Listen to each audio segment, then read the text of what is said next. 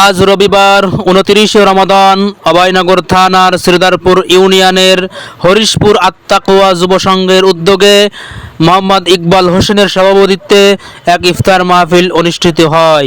ভিডিওটা ভালো লাগলে সকলে শেয়ার করে দিন। তাহলে আহ্বান জানাই সবাইকে যে আল্লাহর ভয়ে ভীত হয়ে যেসব কাজ আল্লাহ নিষেধ করেছেন সেই কাজগুলো থেকে বিরত থেকে যা কিছু সঠিক করে সন্ধান দিতে পারছে না, এই জন্য আমি রমজান মাসে আহ্বান করবো যে আমাদের যে ব্যক্তি জীবন, পারিবারিক জীবন, সামাজিক জীবন, রাষ্ট্রীয় জীবন, আমাদের অর্থনীতি, সমাজনীতি, রাজনীতি সর্ব অবস্থায় যদি আমরা রব্বুল আলামিনের কোরআন অনুসরণ করতে পারি, সর্ব অবস্থায় আমাদের ব্যক্তি জীবন, পারিবারিক জীবন, আমরা যেখানে দেখছি মারামারি, কাটাকাটি, অন্যায় অপরাধ চলছে, এই অন্যায় অপরাধ দিয়ে মানুষ সঠিক পথ রাখতে হবে। সম্মানিত ভাইরা, আমরা রোজা সম্পর্কে, তাকওয়া সম্পর্কে অনেক আলোচনা শুনেছি।